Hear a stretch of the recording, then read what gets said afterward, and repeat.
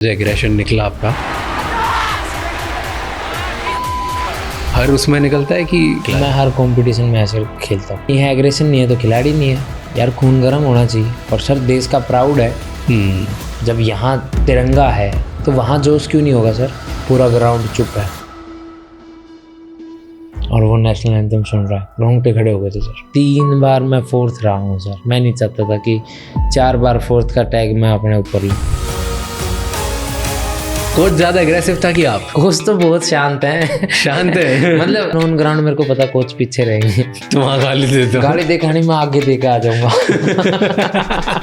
Story बताओ, कहाँ से स्टार्ट हुआ ये? डेट ऑफ बर्थ बतानी पड़ेगी। आज अगर आप पैरालंपिक्स में नहीं होते तो क्या कर रहे होते? घर पे होता सब, क्या कुछ नहीं कर रहा था।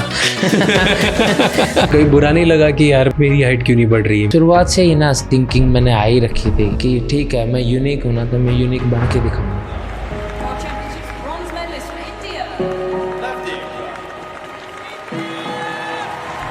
कि आपके फ्रेंड्स वगैरह जो आपसे ज़्यादा हाइट में बड़े हो गए होंगे, वो कुछ बोलते थे, चिढ़ाते थे? वैसे वाला परेशान करना, जैसे कोई चीज़ ऊपर कर दी। शुरुआत में दिक्कत हुई, फिर मेरे को तरीका पता लगा, फिर मैंने पेट में पंच किया, वो झुका, वो ले लिया। हमारा पर्पस है कि हम इंडिया के हर कोने तक इंडिया के टॉप लोगों का नॉलेज पहुंचा सकें, उन्हें लाइफ में आगे बढ़ने में हेल्प कर सकें, उन्हें एजुकेट करें और इंस्पायर करें। एंड उस मिशन में आप हमारी हेल्प कर सकते हैं इस चैनल को सिर्फ सब्सक्राइब करके, क्योंकि आप जितना हमें सब्सक्राइब करेंगे उतने ही ज़्यादा लोगों तक हम पहुंचेंगे एंड उतने ही ज़्यादा लोगों की हम हेल्प कर पाएंगे। तो आगे बढ़ने से पहले राज शमानी को सब्सक्राइब कर लीजिए, Raj Shamani clips and Raj Shamani shorts को भी सब्सक्राइब कर लीजिए, क्योंकि वहाँ पर हम इस बड़े एपिसोड की छोटी छोटी क्लिप्स डालते हैं ताकि कम समय में आप एक बेहतर इंसान बन सकें। एंड इस पूरे एपिसोड का ऑडियो एक्सपीरियंस स्पॉटिफाई पे अवेलेबल है, जहाँ पर आप हमें फॉलो कर सकते हैं। Enjoy the show.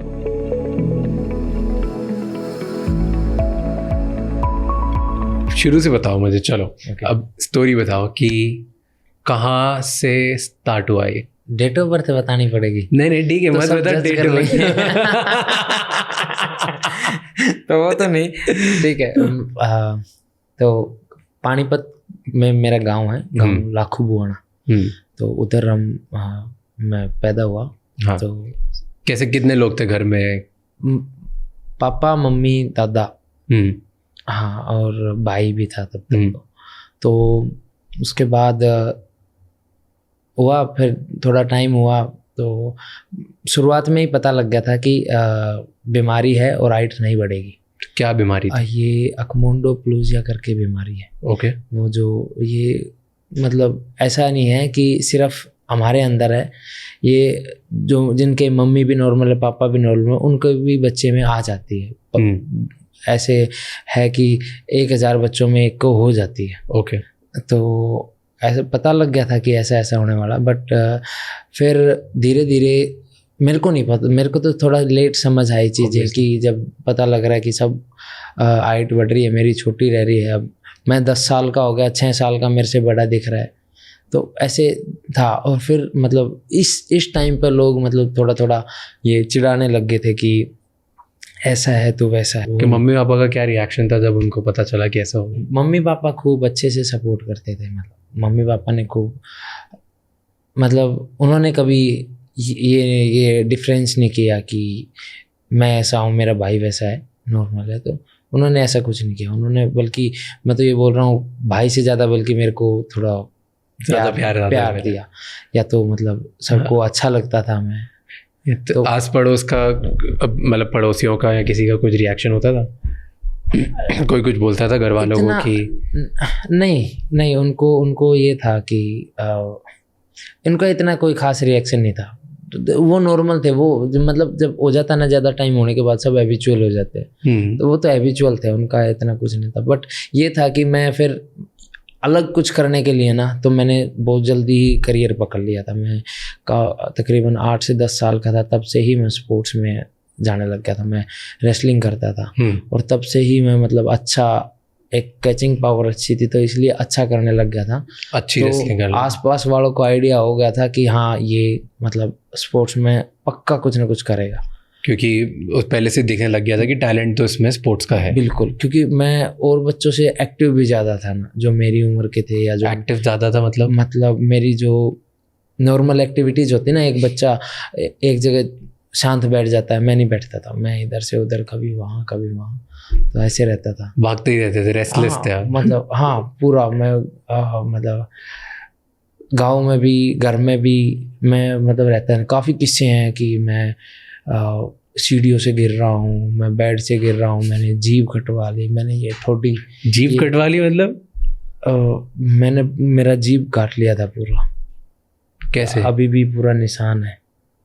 कैसे? मैं ऐसे ही मतलब मज़े करता हुआ ना दादा के पास गया था, तो दादा के पास से वापस आ रहा था गाना गाते हुए मस्ती करते हुए, और वो स्टेयर से पैर स्लिप हो गया, तो पूरा जीभ ऐसे ठोडी लग के ना जीभ कट गया था पूरा अंदर। काफ़ी शरारती था बचपन में, काफ़ी। और ये भी तुड़वा लिया? हाँ, ये देखो ना इधर, मुझे भी इधर मैंने भी तुड़वाया है। तो काफ़ी वो था हाँ। बचपन में ना, काफ़ी रहता था एक्टिव, ओवर एक्टिव था।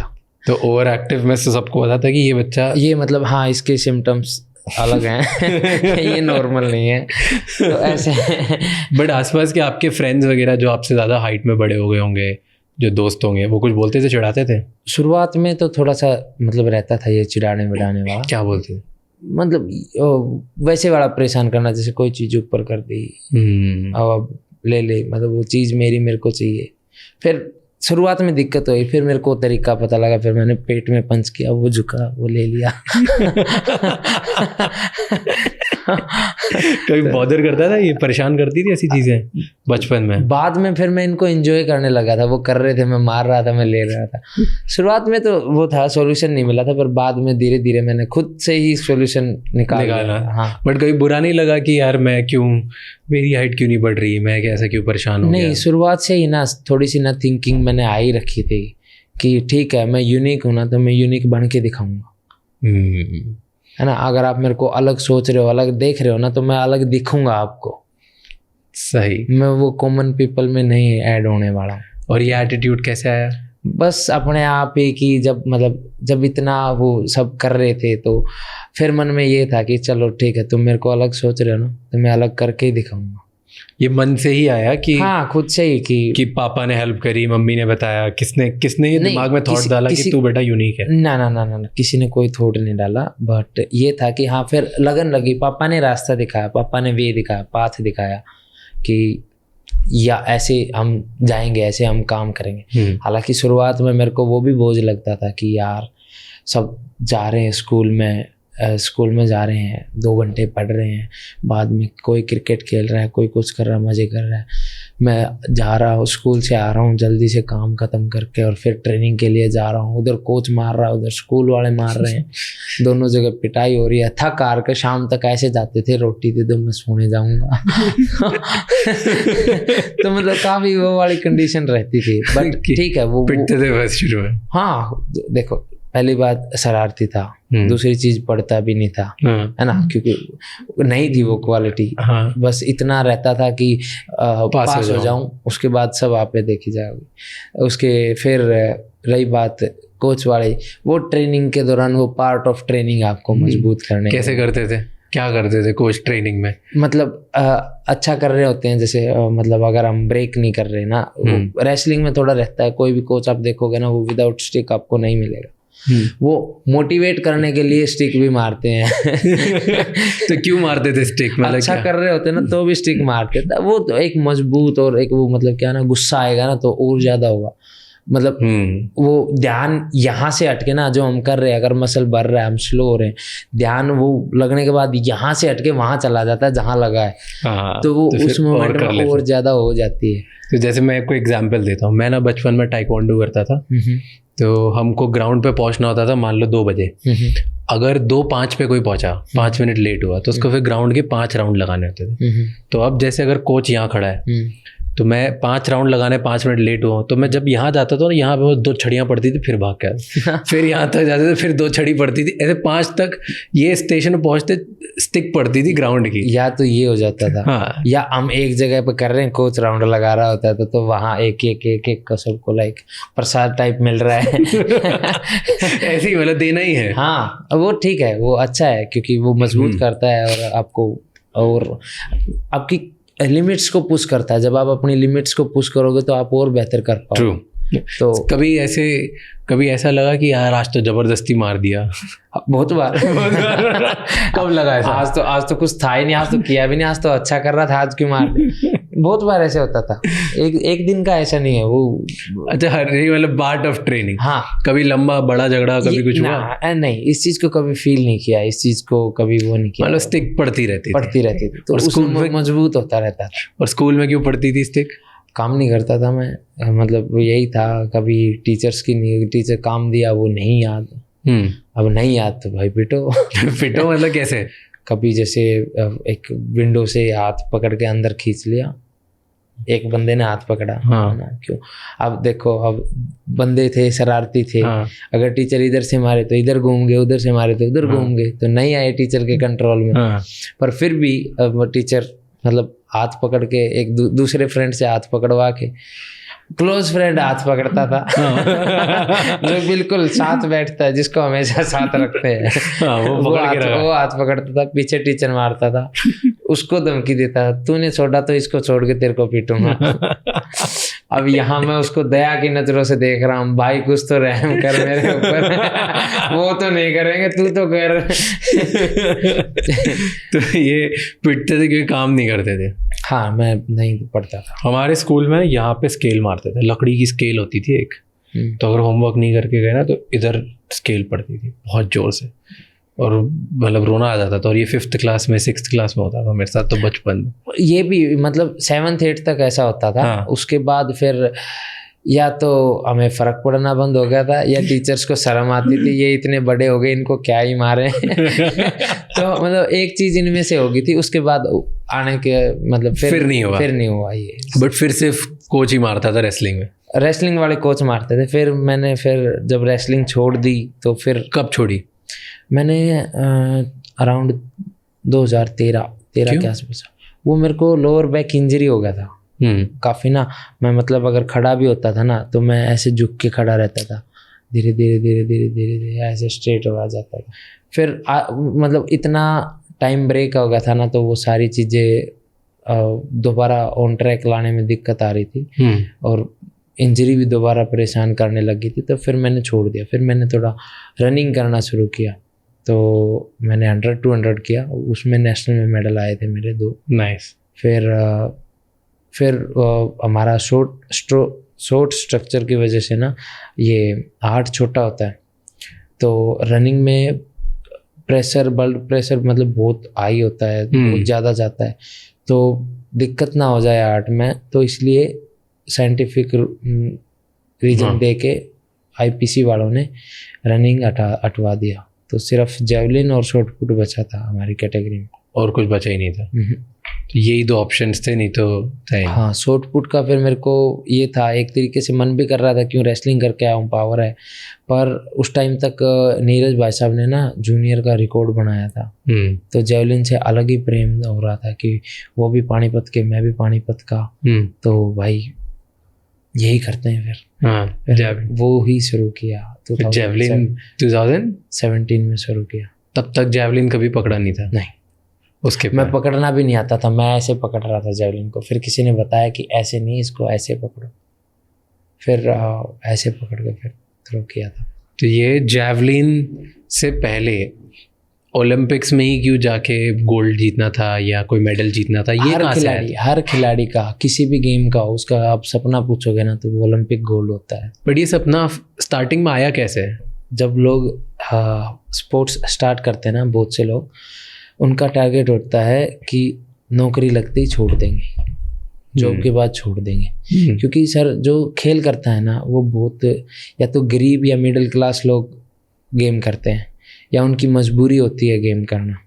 मजबूरी इन द सेंस, क्यों वो पढ़ नहीं पाते, तो करियर कैसे बनाए, और किसी की मजबूरी होती है कि फाइनेंशियल सपोर्ट नहीं होता, तो गेम करेंगे तो थोड़ा बहुत पैसा बाद में दिक्कत हो जाएगी, मतलब बाद में पैसा आ जाएगा या जॉब लग जाएगी बेसिकली।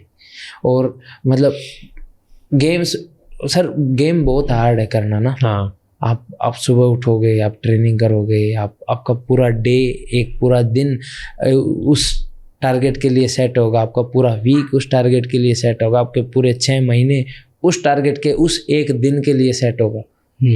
दुनिया 4-4 साल मेहनत करती है सिर्फ एक उस दिन के लिए सर। वो 2 मिनट का जो परफॉर्मेंस है, बस 2 मिनट का परफॉर्मेंस या फिर वो 1 घंटे का कंपटीशन, सब उसके लिए 4-4 साल मेहनत करके आते हैं। अगर कोई वहाँ परफॉर्म करने भी जा रहा है ना, वो भी छोटी चीज़ नहीं है। ट्रू, बहुत बड़ी बात। पूरा देश, पूरा वर्ल्ड वहाँ इकट्ठा हुआ होता है उस इवेंट के लिए। तो सर टारगेट तो फिर सबका गोल्ड ही होना चाहिए ना, क्योंकि वो सबसे हाई लेवल अपॉर्चुनिटी है। नहीं, जैसे आपने बोला कि बहुत लोग इसलिए गेम में जाते हैं क्योंकि उनको लगता है कि और कुछ नहीं कर पाएंगे तो इससे नौकरी लग जाएगी। हाँ बिल्कुल, क्योंकि तो वहाँ पे अधिकतर लोग ऐसे ही सोचते हैं। मतलब सर गेम का अगर आप देखोगे ना तो बेसिक मतलब बहुत से लोग तो नौकरी लगते ही, मतलब थोड़ा बहुत अचीवमेंट करते ही नौकरी लगती, गेम छोड़ देते हैं कि नौकरी करेंगे आप। क्यों सर? क्योंकि परिवार से पैसे नहीं आ रहे होते हैं सर, घर पे पैसे नहीं होते। आपको पता है पैसे बिना आज के टाइम पे कुछ है ही, खाएंगे कहाँ से?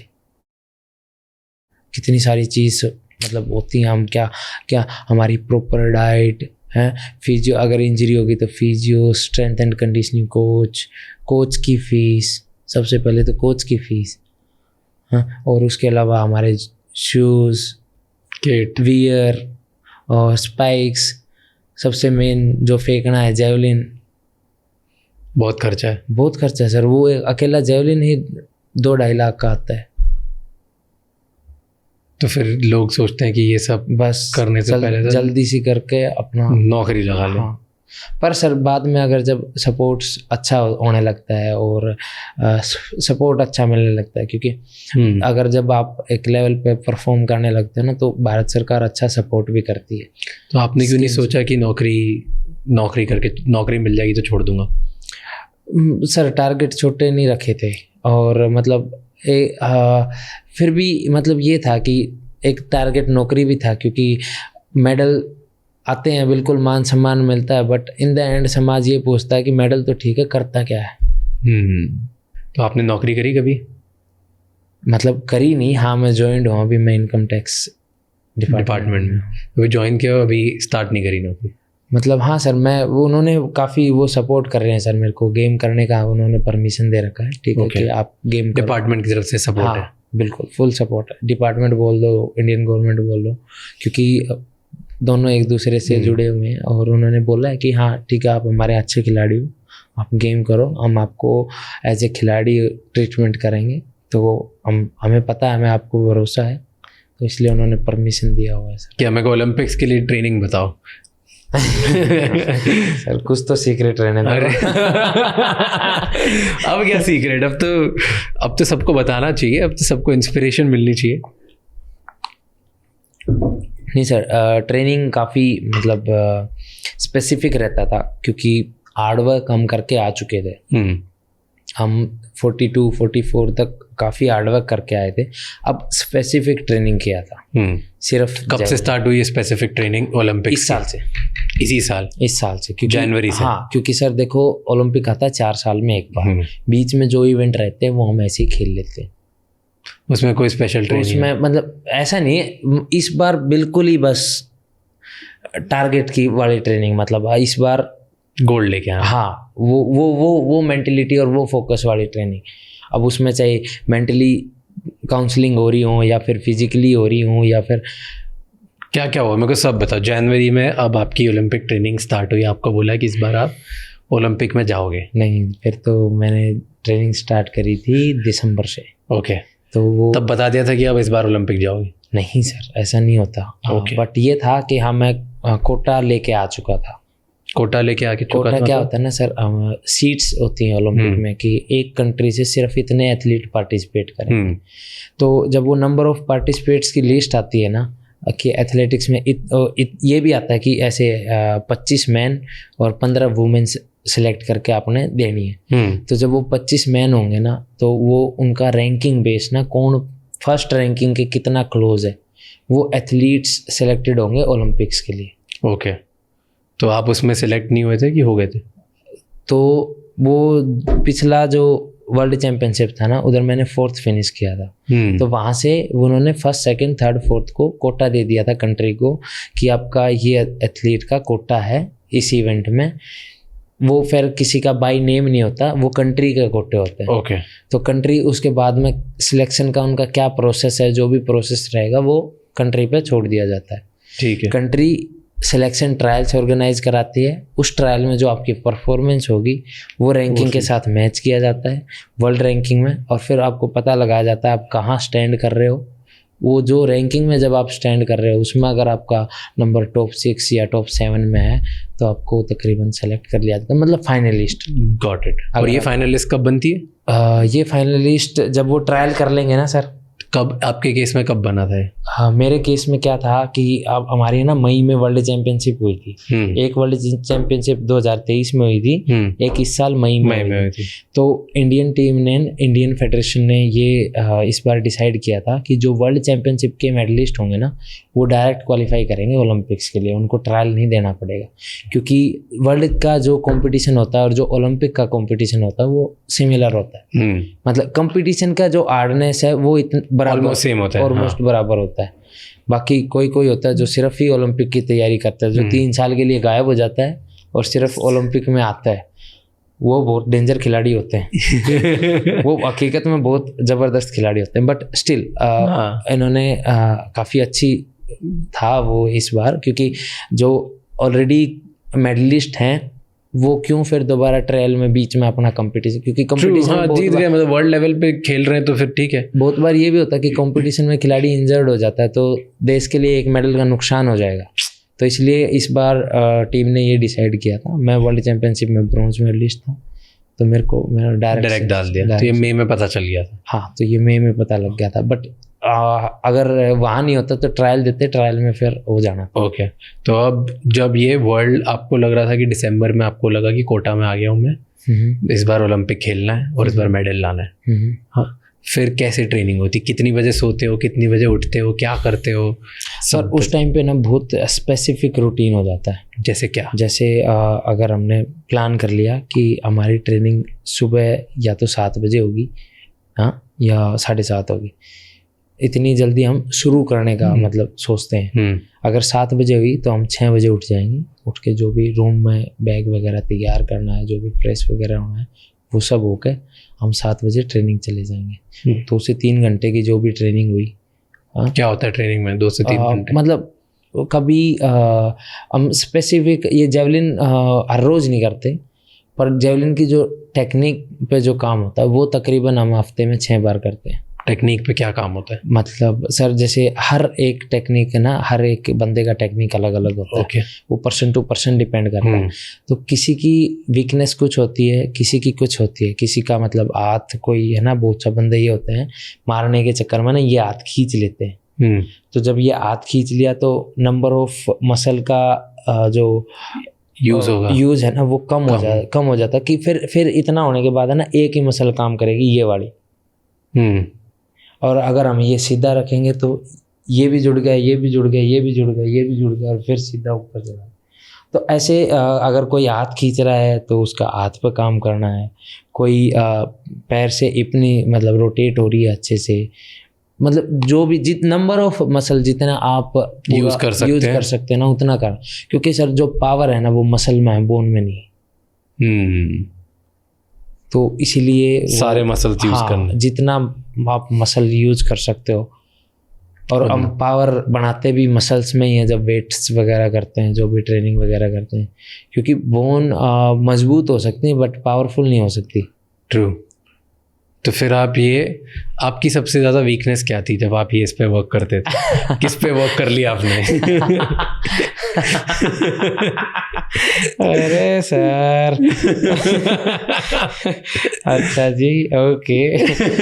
सर मेरी है ना 2 से 3 वीकनेस थी। एक तो मेरा हिप रोटेशन अच्छा नहीं था, कॉन्टैक्ट ग्राउंड से अच्छा नहीं था, और उछल के मारते थे क्या? नहीं मतलब फोर्स, हम ग्राउंड से फोर्स जनरेट नहीं कर रहे। हाँ तो वो मतलब एक तो मैं इस पे अगर पैर रख कर ऐसे चलूँ, हाँ एक सिर्फ ऐसे चलूँ, तो वो डिफरेंस है। हम एक तो ऐसे चले, एक ऐसे चले, टैप टैप, तो उसमें थोड़ा सा फर्क आ जाता है। तो वो सारी चीज़ फर्क तो ये आपका सबसे ग्राउंड से कांटेक्ट और हिप रोटेशन, ये दोनों में आपकी वीकनेस, इस पर काम किया आपने? हाँ मतलब दोनों में भी नहीं, ये ठीक ना होने की वजह से फिर फुल बॉडी यूज नहीं हो रही थी, और एक जो कनेक्शंस होते हैं बॉडी के वो नहीं यूज हो रहे थे, तो इस पे काम किया। तो अब आप 7 बजे उठते थे, मतलब 6 बजे उठते थे, 7 बजे फील्ड पे? हाँ फील्ड 7 बजे से कभी मतलब ऐसा तो नहीं है कि सुबह उठते ही इस पर काम करना शुरू कर दिया, मतलब स्पेसिफिक होता था। कभी मतलब वेट्स हुआ, वेट ट्रेनिंग वगैरह, वेट ट्रेनिंग में प्रॉपर बस अपर बॉडी लोअर बॉडी करते थे? हाँ अपर बॉडी और कनेक्शंस जो मतलब जो जोड़ेगी हमको अपर बॉडी से लोअर बॉडी से अपर बॉडी। जैसे क्या एक्सरसाइजेज होती है? 3-4 एक्सरसाइजेज बताओ जो आप लोग करते थे स्पेसिफिकली जैवलिन के लिए। जैसे हमारा रहता है स्नैच होता है सर, वो ओवर हेड जाता है पूरा ना, वो पूरा नीचे से लेके कनेक्शंस हो गए ऊपर, और पूरा ये ओवर हेड में बैलेंस रहता है। अब ओवर हेड वेट्स को होल्ड करना काफ़ी मुश्किल डिफिकल्ट होता है। हाँ और वो भी मूवमेंट में, तो थोड़ा सा वो, और स्क्वाट्स वगैरह, उसके अलावा बेंच प्रेस, तो ये तो बेसिक स्ट्रेंथ ट्रेनिंग होगा। हाँ basic strength training. Weight training में हम वही करते हैं जैसे जो हमें ज़रूरत होती है ना ज़्यादातर, जैसे एक स्पेसिफिक एक शोल्डर का भी हम स्ट्रेंथ करते हैं। अब स्ट्रेंथ के साथ साथ है ना 2 चीज़ हो जाती है सर, चीज़ें जब ज़्यादा यूज करते हैं ना तो वीक हो जाती हैं, है ना। हम किसी चीज़ का ज़्यादा प्रयोग कर रहे हैं, मशीन्स भी हुई तो वो भी वीक हो जाएंगी, तो वो वीक ना हो इस वजह से उसका स्ट्रेंथ और वो चीज़ करते रहते हैं। तो उसमें ना वो चीज़ें और अच्छी आती हैं, उसमें स्ट्रेंथ के साथ साथ वो स्टेबल हो जाती हैं, और उसमें इंजरी के चांस कम हो जाते हैं। तो ये हो गई स्ट्रेंथ। फिर फिजियो होता था? हाँ फिजियो हफ्ते में कितनी बार? जैसे मतलब फिजियो के 2 से 3 सेशन होते थे, और फिजियो एक तरीके से हमें वो क्या बोलते हैं सर्विस कर देता था हमारी कि गाड़ी ठीक चल रही है, इसमें ऑयलिंग वगैरह कर दिया है, थोड़े मूवमेंट मोबिलाइजिंग कर दी है, स्पेशल मोमेंट में वो मतलब स्पेसिफिक मोमेंट्स में स्ट्रेंथ, रोटेटर काफ्स वगैरह स्ट्रेंथ कर दी और फिर आगे बढ़ गए। ठीक है, तो ये हो गया।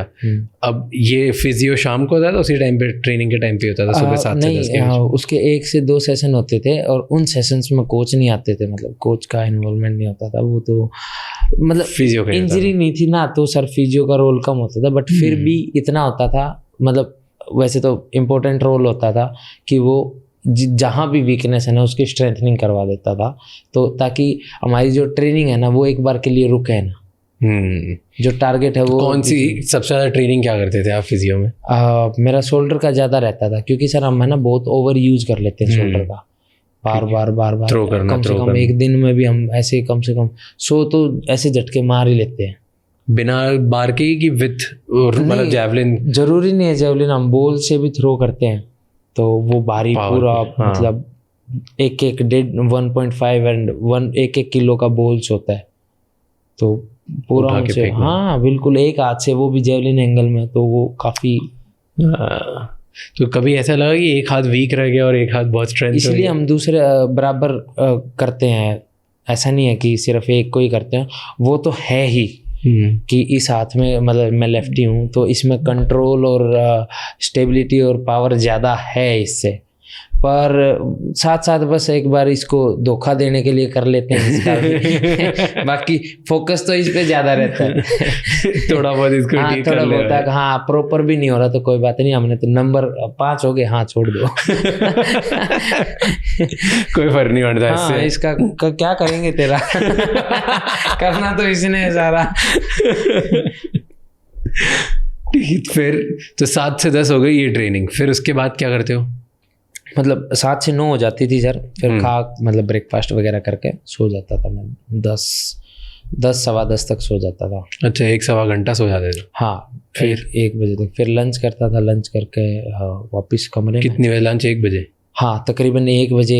हाँ, 1 बजे। अच्छा, तो 9:30-10 बजे सो ही जाते थे 1 बजे तक? हाँ, मतलब 1 बजे नहीं तो 12:30 बजे तक, मतलब ठीक है। इतना सो जाते। फिर लंच कर लिया? फिर लंच करके लंच में क्या स्पेसिफिक डाइट होती थी? लंच मैं ना ब्रेकफास्ट हैवी करता हूँ, लंच लाइट करता हूँ, और फिर डिनर थोड़ा हैवी करता हूँ। तो ब्रेकफास्ट आपका ट्रेनिंग के बाद होता था, पहले होता था? जहाँ मैं ट्रेनिंग करता ना, वो ब्रेकफास्ट लगाते थे 8:40 पे। तो अगर मैं 8:40 तक का वेट करूँगा ना, तो सुबह की ट्रेनिंग मेरी 11 बजे तक होगी, शुरू होगी। तो इसलिए मैं पहले ही कर लेता था। बाकी कई जगह जब अगर 6 o'clock अगर जब मैस में, हम तो स्पोर्ट्स अथॉरिटी ऑफ इंडिया में ही ट्रेनिंग करते हैं, तो कहीं मैस जैसे 7 बजे अगर शुरू हो जाती है और हमारी ट्रेनिंग 8 बजे के बाद है, तो 7 बजे मैं ब्रेकफास्ट करें। तो ब्रेकफास्ट में क्या खाते हो? ब्रेकफास्ट में जैसे कट फ्रूट्स वगैरह, और बॉइल्ड मशरूम्स वगैरह, और मतलब स्पेसिफिक ही होती? हाँ। वेजिटेरियन हो आप? नहीं, तो सुबह सुबह उठते से अंडे वगैरह कुछ नहीं खाते? हाँ, अंडे रहता ना। मैं मतलब क्लीन ही रहता है, कुछ वैसे ना, कचौड़ी समोसे ये सब नहीं होता? अरे बिल्कुल, दूर दूर तक नहीं सर। कुछ भी फ्राइड कभी भी नहीं? दूर दूर तक नहीं। तो अब तो जीत गए, उसके बाद आके खाया कुछ? हाँ, अब तब से चल रहा है, तब से फिर मैंने ये साफ सुथरा खाना नहीं खाया। हाँ, क्यों, अब क्या फायदा सर, अब तो कर लिया। अब ये हमारा, हम ये बोलते हैं हमारे लैंग्वेज में ना, कि अब सब कुछ खा लो। अब मेरे को, मतलब कोच बोलते भी हैं कि अब मेरे को तू अनफिट मिलना चाहिए, ताकि मैं तेरे को फिट करूँ। तो क्या खाया आके सबसे पहले इधर? मैंने पहले दिन ही, जैसे इवेंट हुआ है ना, मैं उस रात तो मेरे को नींद नहीं आई।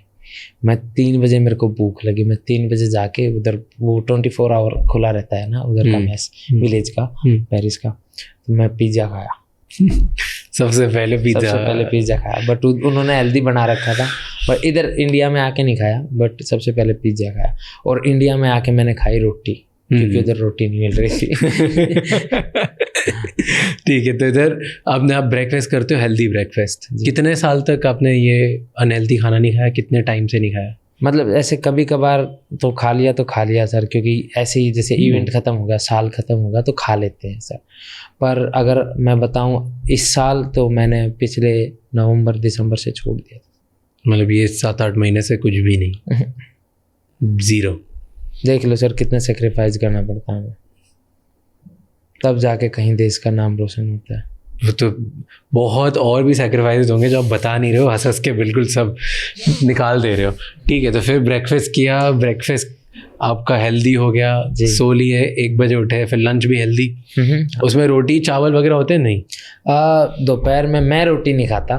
मैं ऐसा नहीं कहता कि जैसा मैं कर रहा हूँ वैसा ही तुम करो, बॉडी टू बॉडी अलग होता है ना, सबकी बॉडी को अलग सूट होता है। तो आप क्या खाते हैं? मैं बहुत लाइट करता हूँ, जैसे राइस, सैलेड और दाल वगैरह कुछ भी, और एक और सब्जी जो भी है। तो मैं मतलब लंच मेरा वेजिटेबल से भरा करता, हाँ, मतलब फुल, मतलब ग्रीन, नॉन वेज लंच में नहीं करता, क्योंकि जब शाम को ट्रेनिंग करने जाते हैं ना, तो फिर वो मतलब डाइजेस्ट कम होता है, तो इसलिए लाइट करता हूँ, ताकि वो परेशान ना करें।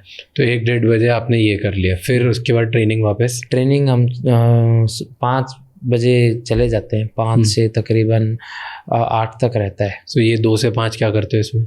2 से 5 कुछ नहीं, फ़ोन चलाया, गाने वगैरह सुन लिए, या रूम पे कोई काम हुआ तो वो कर लिया। तो इसमें साइकियाट्रिस्ट वगैरह वो सब नहीं मिलते? कुछ नहीं होता? मिलते हैं ना, मिलते हैं जब ज़रूरत होती है तब। मतलब मैंने तो खूब यूज़ किया इस बार ओलंपिक्स में उनका, क्योंकि मैं बहुत पहले चला गया था उधर। हाँ। और सबसे लास्ट इवेंट मेरा था। मेरा दिमाग भारी हो रहा था, सबके मेडल आ रहे हैं, सब वो जितने यार दोस्त हैं सबके मेडल आ रहे हैं। हाँ। जिनको जानते हैं, जिनके साथ ट्रेनिंग करते थे, उसका भी आ रहा है, इसका भी आ रहा है, ये भी आ रहा है। तो प्रेशर हो गया? तो काफ़ी ये हो गया कि मतलब एक वो होती है ना जिम्मेवारी, भाई सबके आ रहे हैं तो तू भी लेके आ ना, क्योंकि दोस्तों के साथ रहना है। वो 3 इडियट्स वाला सुना होगा आपने, है ना? एक दोस्त बोला पास हो जाए तो बोला कोई बात नहीं, अगर टॉप करते तो ज़्यादा दुख होता। हाँ कि मतलब फिर सब फेल हो जाए तो दिक्कत नहीं है। हाँ, हाँ, दोस्त ने टॉप कर लिया तो बहुत दिक्कत है। हाँ, मतलब फिर हमें वो टॉप वाली दिक्कत नहीं है, फिर ये भी है कि हाँ हमें भी कुछ करना है, तो वही रहता था। तो फिर मैंने फिर खुद से ही थोड़ा सा एकांत जगह पे मैं बैठ के थोड़ा सा अपने आप को पहचाना, अपने आप को विचारा, देखा, मैंने तो जो मैं करके आया था पहले सारी उनको एनालाइज किया, और फिर थोड़ा सा एक उधर माइंड जोन भी था करके ना। क्या होता है माइंड जोन? उधर था एक, उन्होंने रूम बनाया था माइंड जोन बोल के, उधर वो पेरिस में। हाँ जी। तो उन्होंने वो क्या बोलते हैं उसको, वो पूरा वो लगाया सेट जिसमें सिर्फ VR। हाँ VR। तो वो लगा के हम रिलैक्स करके, रेस्ट एंड रिलैक्स करके एक वो गाइडेड मेडिटेशन या रिकवरी, उन्होंने मेडिटेशन का मतलब वो करवाया, गाइडेड रिकवरी, गाइडेड मेडिटेशन। उससे काफ़ी मदद मिली, ऐसे शांत हो जाते थे, नींद आ जाती थी। बहुत बार तो वहीं सो गया मैं, रूम पे भी नहीं गया, वहीं सो गया। वो बोल रहे आर यू फाइन? मैं कहा हाँ। अब मैं फाइन नहीं, फ्रेश होके उठा हूँ। अब तो मैं खेलने जा रहा हूँ। अब तो मैं ठीक है, रूम पे जा रहा हूँ, तो बाकी काम करूँगा। तो ये फिर ओके, अब वापस आते हैं ट्रेनिंग पे। 5 बजे आप जाते थे ट्रेनिंग करने, फिर वही जो सुबह होती थी ट्रेनिंग वैसे ही शाम को, कि शाम की ट्रेनिंग अलग होती थी? नहीं, शाम की ट्रेनिंग अलग होती थी। क्या होता है शाम को? जो सुबह कर लिया वो शाम को करने का क्या फ़ायदा सर, वो तो कर लिया नेक्स्ट। तो सुबह और शाम को अलग अलग क्या होता था? सुबह और शाम में बहुत बार ये होता था कि हम कई बार तो ये होता था कि सिर्फ अपनी बॉडी को एक्टिव करते थे शाम के लिए, और कई बार ये होता था कि हम सुबह ही अपनी बॉडी को लोड कर देते थे और शाम को ईजी कर लेते थे। क्योंकि बहुत बार ये भी होता है कि कंपटीशन सुबह सुबह हो जाता है, तो सुबह सुबह बॉडी को एक्टिव करना थोड़ा सा मुश्किल होता है। Got it. तो वो सारी चीज़ें ऐसे अलग अलग चलती रहती थी। ठीक, तो ये बैलेंस में चलता है। फिर शाम को कब तक चलती है ट्रेनिंग? 5 से 8 तक। ओके, फिर 8 बजे फिर दोबारा रूम पर जाकर नहा धोकर फिर डिनर करने आ जाते थे, और फिर आराम से बैठ के दोस्तों के साथ बातचीत करके, दिन चाहे कैसा भी रहा हो, वहाँ बात करके जो सुकून मिलता था, वहाँ बात करके जो हम रिलैक्स होते थे, तो फिर उस पूरे दिन की थकान उतर जाती थी। फिर आराम से रूम पर जाकर दोस्त मतलब वहीं के जो सारे और दूसरे एथलीट्स जो ट्रेन कर रहे थे? हाँ, क्योंकि सभी मतलब बेसिकली या तो पैरा एथलीट्स होते हैं या नॉर्मल होते हैं, तो उनको इजीली सब दोस्त बन जाते हैं। क्योंकि जब हम खेल कर रहे होते हैं ना, तो हम एक दूसरे से अच्छे से बातचीत होते हैं, तो किसी न किसी के साथ वाइब मैच हो जाती है। तो वहाँ सब फिर बकचोदी करते हैं, सब टाइम पास जबरदस्त वाले। जबरदस्त। हाँ, अभी फोन मिलाएं तो अभी भी एक दो तो तगड़ी कह देंगे। उठाते जबरदस्त दोस्त हैं। आप सोच रहे हो ना मैं इतना क्यों हंसता हूँ, रीजन वो है। पूरे टाइम वो माहौल बना के रखते पूरा हमारा पूरा जैसे वॉकिंग के लिए गैंग निकलता है, और मतलब होते हैं मतलब 10 से 15 एथलीट होते थे हम बेंगलोर में, रनिंग के मिला के। तो हम सबको छेड़ते हुए, दूसरा नहीं मिल रहा तो अपना पकड़ लिया कोई। सबसे क्लोज दोस्त कौन बना इन सब में? ऐसे इसमें मेरा दोस्त है एक अजय अंबावता करके, वो मेरा क्लोज फ्रेंड, सबसे क्लोज। मतलब क्या खासियत है उनमें? उसका और मेरा way of thinking, way of living बहुत सिमिलर है। जैसे क्या? जैसे मैं भी काफ़ी खुश रहता हूँ, या रोस्ट करता हूँ बात, मतलब ये रोस्ट करते हो लोग? हाँ, लेते हो लोग? और जबरदस्त। क्या लेते हो? और अगर हम दो एक टीम में हो जाए तो कोई सामने नहीं खड़ा हो सकता। कभी किसी ने आपका मजाक उड़ाया? हाँ, क्यों नहीं। जब हम ले रहे हैं तो कोई हमें भी पकड़ेगा कभी ना कभी तो। बट पकड़ाते हो ज्यादा कि नहीं? मेरे को उसी दोस्त ने पकड़ा था, इसलिए मैंने उसको दोस्त बना लिया। माँ तू तगड़ा, तू मेरे टीम में आ जा, फिर हम देख लेंगे। वो मेरे से भी तगड़ा है ना, इसलिए मैंने उसको दोस्त बना लिया। तो ये सही तरीका है। ये सही तरीका है। ये अपोजिशन में हुआ ना तो मौका नहीं देगा। हाँ, ये सही है। ठीक है, तो फिर ये किया। अब ऐसे आप ये पूरा 6 महीने इसी बात की ट्रेनिंग करते रहे? बकचोदी की नहीं। बकचोदी की भी साथ में ट्रेनिंग करते रहे ना, मतलब ओलंपिक्स के साथ साथ ये भी चलते रहना चाहिए ना। मतलब हाँ, वो चल रहा था, बट हाँ प्रॉपर ट्रेनिंग प्लान वगैरह ये 6-7 महीने चला। हाँ, फिर अब आया ओलंपिक्स का 6-7 महीने ये है ताकि मतलब जनता को ये ना लगे कि 6-7 महीने की ट्रेनिंग में ओलंपिक मेडल आ रहा है। अब हम मतलब इतना 6 साल हो गए हैं ट्रेनिंग करते हुए, तो हमें वो बेसिक्स सीखने की ज़रूरत नहीं। ट्रू, 6 साल में आपने वो ऑलरेडी पार कर दिया कि हम अब ब्रॉन्ज मेडल वर्ल्ड 1, 2, 3 में तो पहुंच गए हैं। पहुंच गए। तो उसके बाद 6 महीने की स्पेसिफिक ट्रेनिंग 6 महीने में सिर्फ वो है कि कलर कैसे चेंज हो मेडल। कोच ज्यादा एग्रेसिव था कि आप? नहीं, कोच तो बहुत शांत है। शांत है। मतलब जेवलिन के मामले में शांत है, और वैसे थोड़ा सा मतलब एग्रेसिव है थोड़ा सा। अगर एग्रेसिव हो गए तो वो फिर कंट्रोल में नहीं आते। मैं वैसे शांत हूँ, वहाँ मैं एग्रेसिव हूँ। वहाँ कोच साहब पेशेंस दिखा देते हैं, नॉर्मल में मैं दिखा देता हूँ। नॉर्मल में कोच गुस्से में रहते हैं, जेवलिन में मैं एग्रेसिव में रहता हूँ। अब मेरे दोनों का एक एक एग्जांपल दो कि एग्रेसिव मतलब क्या? देखो, आप एग्रेसिव होते हो मतलब? मैं कहाँ एग्रेसिव रहता हूँ वो तो बताऊंगा नहीं। क्यों? सबको पता है। फील्ड पे। फील्ड वाला तो देखो सबको पता है, पर नॉर्मल लाइफ में जैसे मैं अब आपसे बात कर रहा हूँ, मैं ऐसे ही रहता हूँ। बिल्कुल मस्त। क्योंकि हम हंसी मजाक अभी कर। मिले हैं, है ना, और आते ही हम शुरू हो गए, हाँ, तो मैं नॉर्मल मेरा ऐसे ही रहता है, हंसी मजाक वाला। बिल्कुल। और फिर ग्राउंड पे जहाँ जेवलिन की तैयारी चल रही होती है, वहाँ आप एग्रेसिव होते हो? हाँ, मतलब मैं ट्रेनिंग में भी तकरीबन एग्रेशंस के साथ ही थ्रो करता हूँ। वहाँ कोच को आप बोलते हो कि सर मेरे को कलर चेंज करना है मेडल का? दोनों की थिंकिंग सेम रहती है सर। जब दोनों की सेम है तो प्रॉपर वर्क होगा सर। तो इसलिए दोनों के टारगेट्स रहते हैं कि गोल्ड ही चाहिए। जी। मेरा अलग ही हो सकता है कि मेरा अलग होगा, कोच का मतलब मेरा टारगेट होगा कि मैं 48 मारूं, कोच सोच रहे हैं कि मैं इसे 53 मरवाऊं। तो ऐसे, हाँ वो तो रहता ही, मतलब ऐसे रहता है। कोच की थिंकिंग आई रहती है सर। अगर हम छोटा सोच सकते हैं, अगर कोच ने छोटा सोचा ना तो फिर हम और डाउन आ गए। अब आए ओलंपिक्स में, यहाँ से गए वहाँ पर एक चीज़ और है ना, मैं ट्रेनिंग में है ना एग्रेसिव रहता हूँ, मतलब चिल्लाता विलाता हूँ। उधर इतना कोच है ना सामने ही तो खड़े रहते हैं, उधर गाली दे दी थोड़ा तो पिटाई हो जाएगी वहीं पे। ओके, ये क्या बोल रहा है? तो वहाँ ऑन कंपटीशन ऑन ग्राउंड मेरे को पता कोच पीछे रहेंगे, तो वहाँ गाली देते हो? गाली देखानी मैं आगे देके आ जाऊंगा। कोच के सामने डर लगता है गाली देने में? अरे मतलब रिस्पेक्ट होती है ना सर, तो वो सब चीज़ें देखनी पड़ती हैं, और डर भी लगता है। ऐसा नहीं है कि अच्छा रिस्पेक्ट की डर नहीं, डरता नहीं तू मेरे से। डर भी लगता है। तो अब आप पहुँचे उधर पेरिस जी। तो यहाँ से पेरिस फ्लाइट में बैठे थे पहले आप? हाँ, मैं 2017 में ही इंटरनेशनल कॉम्पिटिशन। इंटरनेशनल गए थे कहाँ पे? मैं बोला ना आपको, मैं शुरुआत से ही अच्छा करने लगता हूँ। सही। दुबई का मेरा फर्स्ट टूर दुबई था। फर्स्ट टाइम जब इंटरनेशनल गए तो कैसा लगा? काफ़ी यूनिक था। मैं सारी चीज़ें देख रहा था, काफ़ी एनालाइज किया मैंने। क्या एनालाइज मतलब किया? वही कि जैसे मशहूर है ना कि क्या साफ़ सफाई उधर बहुत होती है, उधर महंगी महंगी गाड़ियाँ थी दुबई में, बड़ी बड़ी, और बड़ी बड़ी बिल्डिंगें, और मतलब सारी चीज़ें जो भी मतलब देखने की होती है उधर। वो अब मतलब सबसे पहली चीज़ होती है उधर, हम वो गोरे देखते हैं ना। तो मतलब वो सारी चीज़ें जो देखता ना, एक नए एक वो मतलब दिमाग में वो चीज़ें बनी होती, वो सारी देखी मैंने। क्या देखा, क्या लगा ऐसे पहली बार जब मिले? मतलब ऐसा काफ़ी अच्छा लगा कि हाँ ठीक है, बट डर भी लग रहा था कि अगर दुबई में अगर कोई चोरी करता मिला तो हाथ काट देंगे।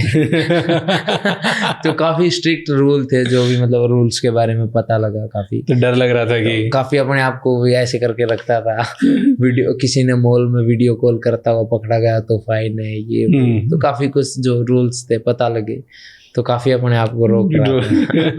तो फिर पेरिस तक तो फिर एक्सपीरियंस हो गया होगा, तो फिर डर नहीं लगा? नहीं सर, फिर तो 1-2 साल में ही मैंने फिर समझ आ गई चीज़ें कि ज़्यादा कुछ नहीं करना, जैसे अच्छे से इंडिया में रहते हैं वैसे ही रह लो, किसी चीज़ की दिक्कत नहीं है। तो पेरिस ज़्यादा टाइम को डर नहीं लगा किसी बात का? नहीं, कुछ नहीं। एक चीज़ और थी ना सर, जैसे पहले जब कंपटीशन खेलता था, जब मैं जूनियर था, तो तब सीनियर से साथ रहते थे, तो वो बताते रहते थे कि ये ऐसे ऐसे, ये ऐसे होता है, ये ऐसे होता है, ये चीज़ हमें मिलती है, ये हमारे राइट्स हैं। तो सारी चीज़ें मतलब फिर पता हो गई थी। फिर मैं जूनियर्स को बताता था कि ओए ऐसा नहीं करना, ऐसा नहीं करना। अब मैं हूँ बेटा बड़ा, मेरे से मतलब अब मैं ज्ञान दूंगा तुम्हें। हमें बहुत मिल गया, हमने देख लिया, अब हम बताएंगे क्या ज्ञान दिया जूनियर्स को आपने इस बार। अरे मतलब यही होता है कि जब होटल्स वगैरह में होते हैं, कोई दीवार को कुछ कर देता है तो वो नहीं करना, वो मतलब सारी चीज़ें जो दीवार पे कुछ लिखना नहीं है, कोई चीज़ तोड़ दी तो भाई फाइन तेरे को देना पड़ेगा, मैं बता दूंगा सारी चीज़ें, ऐसी सारी चीज़ें थोड़ा डरा के भी थोड़ा। हाँ मतलब ज़्यादा ये वो नहीं करना, ओए ये कैसे कर दिया तूने। तो मतलब ऐसे रखते थे सर। कोई करते हैं लोग ऐसे मस्ती वस्ती करते हैं, बदतमीजी करते हैं, मतलब मिस्टेक से हो जाता है सर, जानबूझ के तो कौन नहीं करेगा कि ये करने के लिए कि हाँ एक वो होता है ना कि अब मतलब ये होता है भाई तेरे को पता पेरिस की दीवारों पे मैं मेरा नाम लिख के आया। तो कोई ऐसा वो हो जाता है ना, तो उसको मतलब भाई ऐसे नहीं करते थे। करते हैं लोग, लिख के आते हैं। लिखा है मतलब किसी ने किया होगा कभी, तो ऐसे एक किस्सा था, मतलब किसी का सुना था, तो बाद में फिर सारी टीम को बकायदा बताया जाता था कि ऐसा नहीं करना, ऐसा नहीं करना। क्योंकि नए नए होते हैं ना सर, कुछ नए होते हैं तो उनको पता नहीं होता है, तो फिर बाद में एक वो होता है ना थोड़ा इंडिया का भी वो अलग हो जाता है, तो दिक्कत होती है। और वो ऐसी छोटी छोटी चीजें करने में मजा आता है वैसे। मजा तो आता है सर। फिर वो जो फाइन देते हैं ना उसमें भी मजा आता है। वो जो फाइन लगाते हैं ना, वो आपको थोड़ा सा टिक करने का वो बोलेंगे, पूरी दीवार पे पेंट करेंगे, फाइन दो। तो उसमें भी मजा आता है। पसीने निकल जाते हैं। तो फिर अब आप गए पेरिस, वहां पे क्या अलग था, कुछ अलग था कि नहीं? हाँ सर, अब तो काफ़ी मतलब मैं गेम्स नहीं, कंडीशंस कैसी थी, क्या था उधर? कंडीशन सर काफ़ी डर लग रहा था। मेरे इवेंट वाले दिन उन्होंने बारिश दिखा रखी थी, तीसरी थ्रो के बाद वैसे शुरू भी हुई थी, बट नहीं हुई उस दिन। काफ़ी अच्छा रहा, बाकी ठंडा था sir as comparison to India, काफ़ी ठंडा था। तो बीच में न्यूज़ आई थी ना कि ओलंपिक्स में जो प्लेयर्स हैं उनके लिए जो फैसिलिटीज़ हैं वो अच्छी नहीं है, और वो किसी को बेंच पे सोना पड़ा था, पार्क में सोना पड़ा था एक एथलीट को। देखी थी वो न्यूज़? मतलब वो फोटो देखा था मैंने एथलीट का, पता नहीं वो क्यों सो रहे थे पार्क में। हमें तो बेड वगैरह सब था, एसी भी दिया था, बट ज़रूरत नहीं पड़ी इतनी। वहाँ एसी पंखे होते कहाँ हैं यूजुअली? बहुत नहीं पंखे थे, मतलब या तो वो हमारे ओलंपिक्स वाले लगवाए थे, जो एथलीट्स गए थे, इंडियन गवर्नमेंट ने उनके लिए ऑर्गेनाइज करवाए हुए, और एसी भी थे, मतलब एसी भी लगा रखे थे, हर रूम में थे। मतलब अपना फैसिलिटीज मतलब सब बढ़िया कर रहा है। हमें इंडिया गवर्नमेंट ने अच्छा करके मतलब हमारे लिए तो अच्छा भेजा था। शुरुआत में पता नहीं होगा उधर, वैसे ऐसा था कि बाहर तो जैसे सर्दी रहती थी, पर अंदर कमरों में गर्मी हो जाती थी और ज़्यादा ही, तो इसलिए ऐसा रहा होगा। तो फिर बाद में गवर्नमेंट ने उधर एसीज और पंखे वगैरह लगवा दिए थे। तो ये सबसे फैसिनेटिंग चीज़ क्या लगी पेरिस पहुंचने के बाद? फैसिनेटिंग मतलब सर, मतलब सबसे अनोखी चीज़ या सबसे मस्त क्या चीज़ लगी पूरे एक्सपीरियंस में पेरिस के? एक्सपीरियंस तो सर ले नहीं पाया मैं ज़्यादा, क्योंकि लास्ट डे कंपटीशन था, इतना एक्सप्लोर भी नहीं कर पाया। बट फिर भी उधर मतलब सबसे अच्छा ये लगता है सर, जब देश विदेश का कल्चर देखते हैं ना सर, उधर हर कोई अपनी कंट्री को रिप्रेजेंट कर रहा होता है। तो सबसे जो भी एथलीट्स है उनका जो मुलाकात होती है, कभी किसी से हुई कभी किसी से हुई, तो हर देश का कल्चर देखते हैं ना सर, तो काफ़ी अच्छा लगता है, और एक पता लगता है कि भाई उस देश में ये चल रहा है, उस देश में ये चल रहा है। अदरवाइज तो हम वही देखेंगे सर जो फ़ोन दिखा रहा होता है, पर उधर जाके ना विदाउट फ़ोन रियल वर्ल्ड, पूरा वर्ल्ड उधर एक जगह होता, तो मज़ा आता है सर। फ्रेंड्स बने कोई बाहर के, दूसरे कंट्रीज़ के एथलीट्स? इस बार नहीं बनाए, बाकी बन जाते हैं ऐसे, काफ़ी मतलब अच्छे दोस्त वगैरह बन जाते हैं, और बातचीत भी मतलब अच्छी होनी शुरू हो जाती है। इस बार पूरा फोकस था इस बस? बार मैं मिला ही नहीं, मैं इंडिया वालों से नहीं मिला। बाहर वालों से कहाँ मिलूंगा। जैसे सुमित भाई है, दोस्त है अच्छा, तो और संदीप भाई साहब हैं, मैंने इनके साथ काफ़ी एक अच्छे टाइम तक इनके साथ ट्रेनिंग करी। ये भी देखते थे नवदीप कहाँ, नवदीप क्यों नहीं दिख रहा। तो क्या करते थे उधर जाके? कितने टाइम थे पेरिस में? मैं 21 से 9 तारीख तक था। तो इतने दिन तक, लगभग 20 दिन खाया पिया सो गया, ट्रेनिंग बस, कहीं और कुछ भी? फोकस ही एक था? कुछ भी नहीं, 1% भी बाहर नहीं। इधर उधर भटकने की उम्मीद ही। उम्मीद सर खुद से ही था ऐसा कि देखो बहुत बार मतलब ऐसा हो गया, अब नहीं करना ये, अभी हम वो बच्चे खिलाड़ी नहीं रहे हैं, तो थोड़ा सा एक पाथ और वे में सोचना पड़ेगा। बहुत बार ऐसा हो गया है मतलब पहले से सर, भटके हो कभी? मैं भटका नहीं, बट 3 बार मैं 4th रहा हूँ सर। एशियन गेम्स में, टोक्यो पैरालंपिक गेम्स में, वर्ल्ड चैम्पियनशिप में, तो 3 बार ऐसे रहा है ना। तो फिर ये नहीं है कि मैं नहीं चाहता था कि 4 बार 4th का टैग मैं अपने ऊपर लूँ, तो इस बार इसलिए। और मेहनत करके आए थे सर, फिर उसको ऐसे वेस्ट करना तो एंड मोमेंट पे, हाँ, तो फिर वो सीरियसनेस भी नहीं दिखाता ना, फिर तो वही ये बोलेंगे ये खिलाड़ी सीरियस नहीं है। ट्रू।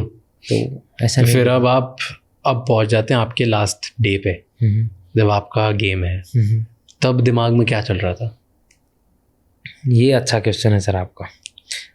सुबह उठते हैं तो नींद रात को अच्छी आ गई थी, ज़्यादा परेशानी नहीं हुई, वरना तो बहुत बार है ना परेशानी होती नींद आने में, कि वो एक प्रेशर अगले दिन का, हाँ, मन में घबराहट की वजह से ना नींद नहीं आती। बट मेरे को अच्छी आई थी, मैं सो गया था इजीली। फिर उसके बाद है ना सर, तैयारी होना, अपने आप को बूस्ट करना शुरू किया, रूम से ही प्रिपेयर किया, कोच मतलब रिमाइंड किया, टेक्निकल पॉइंट्स रिमाइंड करे, जो भी मतलब मेरे को ठीक करने थे, जो भी ट्रेनिंग में कोच ने बताए थे कि ये ठीक नहीं है, ये ठीक नहीं, ये ऐसे ठीक होगा, वो सारे रिमाइंड करके मैं गया ग्राउंड पे। और ग्राउंड पे पहुंचने के बाद मैंने थोड़ा बहुत वार्म अप करना शुरू किया। वार्म अप करने के बाद मैं एक्टिवेशन वगैरह किया। एक्टिवेशन के बाद पूरा वार्म अप करके नॉर्मल, और 2-4 थ्रो किया मैंने वार्म अप में ही, बाहर ही पहले बाहर किया। कोच बोले ठीक है, सब ठीक है, 1-2 थ्रो करके मैं निकल गया था अंदर के लिए। इतना ही समय बचा था कि मैं बस जस्ट अपना कपड़े वगैरह दोबारा पैक करूं, क्योंकि प्रॉपर थ्रो किया था, तो मतलब प्रॉपर चेंज वगैरह करके किया था, तो इतना ही समय बचा था कि मैं थ्रो कर लूँगा और प्रॉपर चेंज करके कॉल रूम पर पहुँच जाऊँगा। अंदर पहुँचने के बाद फिर दोबारा वार्म अप वगैरह शुरू किया, एक्टिवेशन वगैरह किया, तो तब तक ठीक था। अंदर घुसने के बाद जब वार्म अप थ्रो वगैरह दी उन्होंने और हमने वार्म अप करना शुरू किया, वहाँ अगर मैं सच बताऊँ तो मैं 36 मीटर की थ्रो कर रहा था वार्म अप में।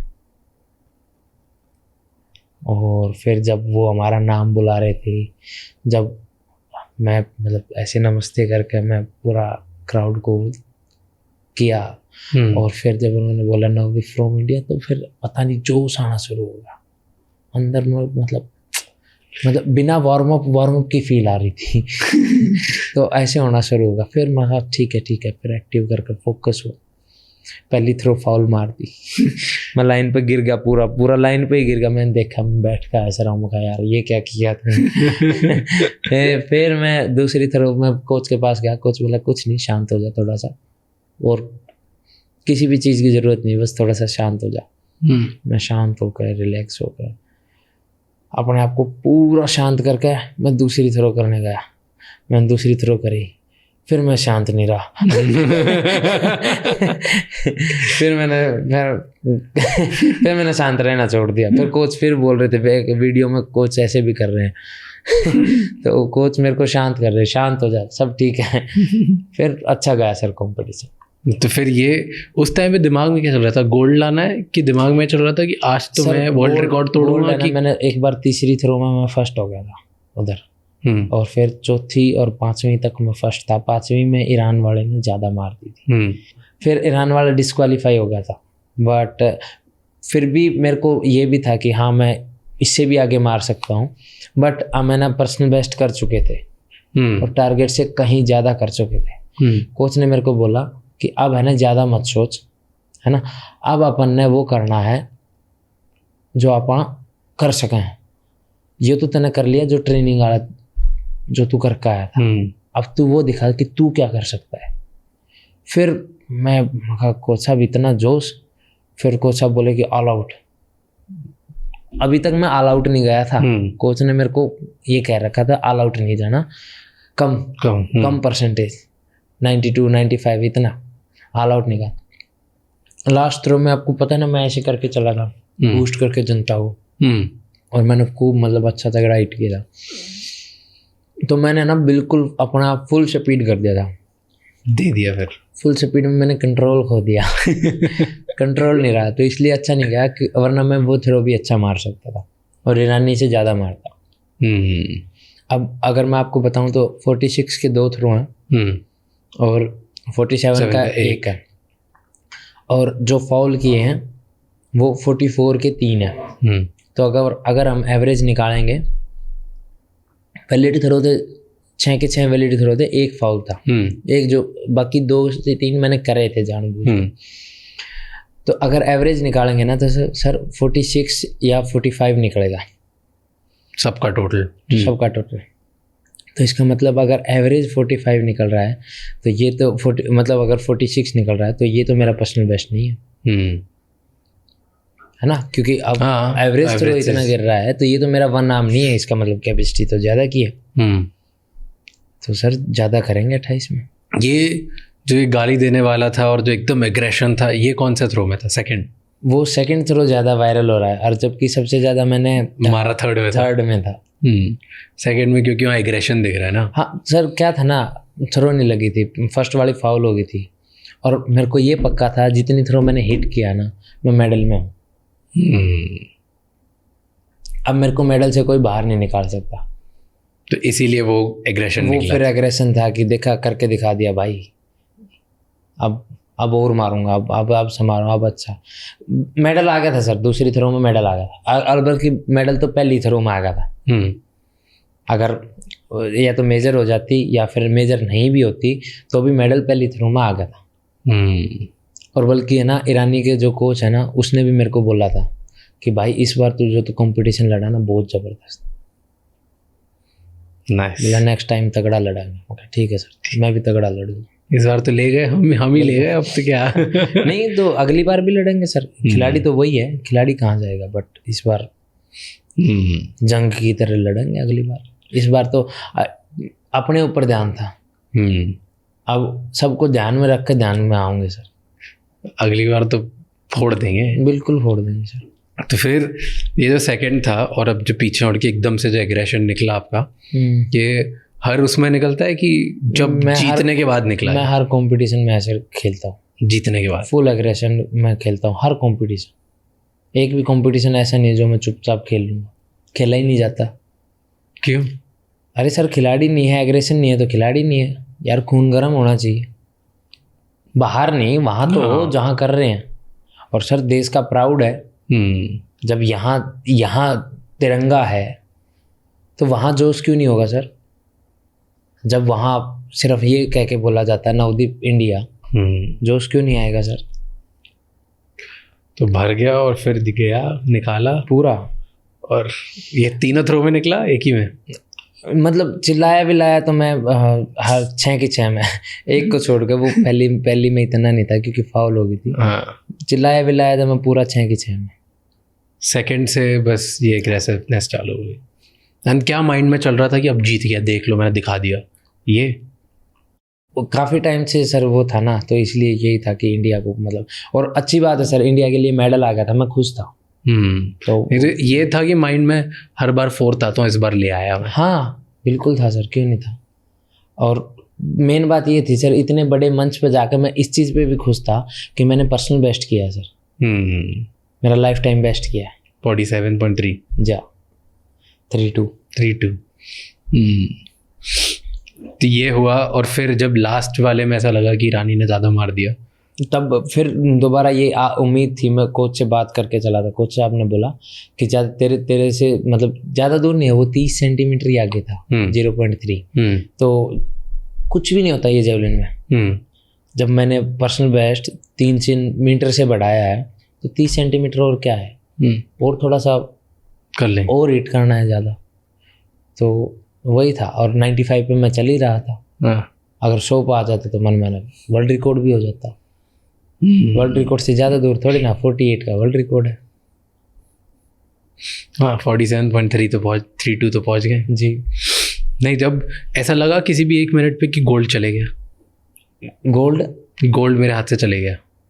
नहीं, मेरा लास्ट तक उम्मीद थी, और मेरे को छठी थ्रो में भी उम्मीद थी कि ना भाई मारूंगा, और इसी जज्बे के साथ मैं चला था कि ना मारूंगा। नहीं, जब ईरानी जीत गया था ना पहले, तो वो हुआ था, पहले वो जीत गया और फिर वो डिस्क्वालीफाई हुआ। जब मेरा मतलब नहीं, मैं बता रहा हूँ कि लास्ट थ्रो तक। अब मैंने लास्ट थ्रो फिनिश किया, वो नहीं लगा, तो फिर वहां तो कंपटीशन ही खत्म हो गया। फिर तो अकेला ईरानी बच गया, गोल्ड तो उसका हो ही गया था। वहां तक तो ऐसा एहसास होना ही था। बट जब मैं 6th थ्रो कर रहा था ना, तब ऐसा था कि ना मारूंगा। तो लास्ट मोमेंट तक उम्मीद थी कि अपना ही है। बिल्कुल बिल्कुल। फिर वो उम्मीद सच में बदल गई। फिर गोल्ड आया, फिर कोच ने क्या बोला? कोच खुश थे, मिले मेरे को काफ़ी टाइम बाद, क्योंकि मेरा फ़ोन वगैरह उनके पास था। कोच खुश थे। मैंने कोच से पूछा कैसा, बोला भाई ज़बरदस्त तगड़ा कर दिया। कोच का भी टारगेट ये था कि 46 हम मारेंगे, कि हमने जो तैयारी कर रखी है, तो हम 46 के थ्रोअर हैं आज। मैं ओके। कोच बोला अगर जो तू 47 मार देगा तो इसका मतलब फिर तू तगड़ा है। क्योंकि अगर 46 तक मारेगा ना तो मैं मार रहा हूँ, फिर तू नहीं मार रहा। अगर 47 मार रहा है तो तू मार रहा। तो मार दिया, फिर आपने मारा। नहीं, गोल्ड मेडल जब लेके गए जी, तो कोच के पास गए तो कोच ने क्या बोला? कोच काफ़ी खुश थे। कोच मतलब एक्साइटेड थे। कोच के ये 3रा ओलंपिक मेडल है। कोच के जो मतलब एथलीट्स रहे हैं, ये उनका 3रा ओलंपिक मेडल है। अब उनके पास 2 गोल्ड और 1 सिल्वर मेडल है ओलंपिक का। नाइस। फिर जब वो गोल्ड मेडल काटा ऐसे दांत से? हाँ, किया ना। क्यों करते हैं पता है? नहीं, ये नहीं पता। हाँ? क्यों सब करते हैं? वो जैसे वो आपने देखा ना, इस बार ओलंपिक में रील वायरल हुई है, वो 2 एथलीट्स गोल्ड खरीदी, चाइना वाले ने देख के फिर दोबारा ऐसे किया। बच्ची की जो, हाँ, तो मैं भी उसी भीड़ में मुझे सबने किया था, अपन ने भी कर लिया। फिर जब वो गोल्ड मेडल मिलता है और नेशनल एंथम बजा, अरे सर बहुत मतलब रोंगटे खड़े हो गए थे सर। क्या फीलिंग थी? पूरा ग्राउंड चुप है और वो नेशनल एंथम सुन रहा है और पूरा ग्राउंड मेरे लिए और इंडिया के लिए खड़ा है। क्या फीलिंग थी सर? क्या लग रहा था अंदर? अंदर बस सर ये हो रहा था, मतलब खुशी थी सर इतनी कि काफ़ी टाइम बाद सुन रहा हूँ, और वो भी इतने बड़े मंच पे जहाँ पूरा वर्ल्ड हमें देख रहा है, जहाँ पूरा दुनिया हमें हमारा इंतज़ार कर रही है, हम वहाँ खड़े। मज़े आ गए सर, मतलब अमूल्य, प्राइसलेस। बिफोर गोल्ड और आफ्टर गोल्ड लाइफ चेंज हुई? हाँ, मतलब सर काफ़ी। क्या क्या चेंज? बिफोर गोल्ड में बहुत लिमिटेड और पर्टिकुलर पर्सन्स के साथ बातचीत कर रहा था, और आफ्टर गोल्ड तो मोदी सर से भी मिले हैं। तो सर पूरा मतलब पूरा क्या क्या डिफरेंसेस हुए? पूरा रात का दिन होगा। काफ़ी सर, काफ़ी अभी काफ़ी लोगों से इंटरेक्शन हो रहा है, सब लोग पहचान रहे हैं, सब हाँ मतलब फोटोज़ वगैरह ले रहे हैं, तो अच्छा लग रहा है। सही। अभी मज़ा आ रहा है? वैसे क्या चल रहा है? हाँ सर, काफ़ी मतलब वैसे तो काफ़ी है, बट ये है लोग मिल रहे हैं ना, तो ये बोले सर मैंने आपको वो वाला वीडियो देखा। तो एक बार तो ये होता है यार बहुत से लोगों की डिमांड रहती है, भाई वो बात दोबारा बोलो ना यार गाड़ी दोबारा क्यों दूं मैं और आपको क्यों दूं। वो वहाँ भी किसी को नहीं दिया था, वो जस्ट एक वो सिचुएशन, ऑब्वियसली एग्रेशन में माहौल का था जो भी था। बट ऐसे निकलती रहती है, देते रहते हो कि वहीं पे एकदम? नहीं, सिर्फ कॉम्पिटिशन्स में देता हूँ।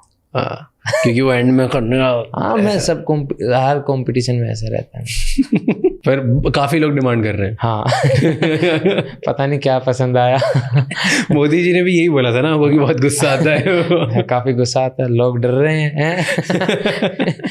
डरने का तो नहीं पता सर। कितने सारे लोग आपको बुला रहे हैं, आगे पीछे घूम रहे हैं, बात कर रहे हैं, मजा आ रहा है ये सब देखने? हाँ सर, थोड़ा मजा आ रहा है कि ठीक है, मैं मतलब नेतृत्व कर रहा हूँ हमारे जैसे कम्युनिटी वालों का, क्योंकि वो जो चीज़ें फेस करते हैं, मेरे को कईयों का मैसेज भी आया कि तुम अच्छा बोल रहे हो हमारे लिए, तुम काफ़ी मतलब जागरूकता फैला रहे हो, अच्छा कर रहे हो, keep it up.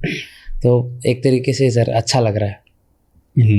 And major difference क्या होता है ऑफर मिले कुछ ब्रांड डील्स के, कुछ पैसे इधर उधर से, ये सब मिलता है, चेंज हो जाता है? हाँ सर, बट अभी दिन ही बहुत कम हुए हैं ना सर, तो धीरे धीरे पता चलेगा। धीरे धीरे आएंगे सर सारे।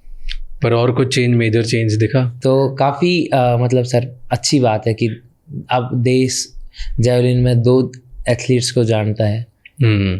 नीरज चोपड़ा भाई साहब फ्रॉम पानीपत, नवदीप फ्रॉम पानीपत। पानीपत में ऐसा क्या है? पता नहीं सर पानीपत में ऐसा क्या है कि या तो कोई पानीपत में 3 लड़ाई हुई हैं, तो कुछ तो है सर जो कनेक्ट कर रहा है युद्ध से। नहीं, तब भी जंग लड़ रहे थे, अभी भी अब देश को आगे ले जा रहे हो आप। फिर अभी भी देश के लिए लड़ रहे हैं, वो भी अपने देश के लिए लड़ रहे थे। नीरज भाई से मिले हो आप? हाँ, पहले मिला हूँ बहुत बार, और अभी भी मतलब अब उन्होंने कुछ बताया, उन्होंने कोई टिप दी, कुछ बोला? हाँ, उन्होंने बोला कि भाई अब ये चीज़ मेंटेन रखनी है, ध्यान रखना है अपना खुद का, है ना, अपने को डाउन नहीं जाने देना है, अपने आप बढ़िया करेंगे, ऐसे करके मोटिवेट किया। फर्स्ट टाइम जब मिले थे तो उनसे क्या बात करी आपने, क्या पूछा? फर्स्ट टाइम है ना, मैं उनसे 2017 में मिला था, उनके जूनियर वर्ल्ड रिकॉर्ड के बाद। और मतलब वो जा रहे थे और मैं दोस्त के पास, मेरे जो सीनियर थे उनके पास भाग गया, भाई साहब आपको पता है कौन आया? बोला कौन? नीरज चोपड़ा भाई साहब। बोला हाँ मैं मिला उनसे। बोला तेरे को मिलवाना है? हाँ भाई साहब मिलवा दो। तो मेरा पहला फ़ोटो 2017 में है उनके साथ। काफ़ी बच्चा हूँ, दूसरे फ़ोन में है मेरे पास। तो फिर उसके बाद गए, फिर क्या करी जब बैठे उनके साथ? नहीं, शुरुआत में इतना नहीं, मतलब मैं बात नहीं कर पाया, कॉन्फिडेंस कम था, तो मैंने बस यही कि फ़ोटो खींचा, थैंक यू भाई साहब करके मैं निकल लिया। दूसरी बार जब मिले, जब बात करी, तब क्या हुआ? दूसरी बार ये था, उस टाइम पे मैं ओलंपिक के बाद उनसे मिला था, तो उन्होंने बोला कि कोई बात नहीं नवदीप, देखा आप ट्रेनिंग कराएंगे, आप मेहनत कराएंगे तो बढ़िया हो जाओगे, और इब चौथे आए हैं, कोई बात नहीं, आगे बढ़िया करें, आगे ठीक हो जाओगा, बस खेल पे ध्यान रख, सब बढ़िया रहेगा। तो ऐसे करके फिर बीच में और 1-2 बार और, तो ऐसे मिलते रहते थे जब भी, तो भाई साहब मतलब अच्छा ही गाइड करते थे, तो हमेशा बताते रहे as a senior, as a मतलब वो अच्छा ही बताया। एंड मम्मी से बात हुई उसके बाद? हाँ, मेरा पहला यही था कि मेरा जब मेडल आया ना, तो वो सब सेलिब्रेशन वगैरह हो गया था, फ्लैग वगैरह कर लिया था, तो कोच के पास फ़ोन था, मेरे को वहीं से कोच, मैंने पासवर्ड डाल के कोच को फ़ोन दे दिया था, कोच ने फिर हाँ घर पे बात करवाई, मतलब करवा रहे थे, फिर कोच बोले ना जल्दी चला जा, वो तीनों जा रहे हैं, तू लेट मत हो। तो फिर काफ़ी लेट आके घर पे बात हुई थी। मम्मी ने देखा वो वीडियो गालियों वाला? मैं घर नहीं गया हूँ तब के बाद। नहीं तो बोला मम्मी ने कि क्या कर रहे हो ये? पता नहीं, उन्होंने भी ऐसा मतलब मेरा रूप नहीं देखा होगा। जैसे घर में भी ऐसे कभी हुआ नहीं है? नहीं, मैं आउट ऑफ ट्रैक में बहुत, अच्छा वहाँ पे बहुत सुलझा हुआ इंसान, मैं आउट ऑफ ट्रैक कभी भी इतना गुस्से में लड़ाई नहीं करी कभी? पहले होती थी, फिर बाद में जब सब पता लग गया ना क्या लड़ाई से क्या होगा, कुछ नहीं होगा। कब लड़ाई होती थी? बचपन में? स्कूल में जब था तो तब। किस बात में? कभी भी किसी भी बात पे, कोई चिढ़ा रहा है उसको, या फिर अदर कोई रीजन, भाई तू ये क्यों कर रहा है, उस पर होती थी, स्कूल्स में होती थी।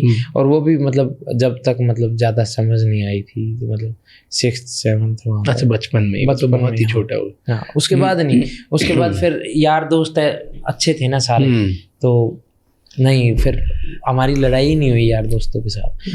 तो मतलब मम्मी का क्या रिएक्शन था जब मम्मी को बताया कि गोल्ड जीती है? हाँ, वो उनको पता नहीं था कि हमारे ना पैरा एथलेटिक्स में ऐसे कलर भी चेंज हो जाते हैं, तो वो तो खुश थे सिल्वर पे।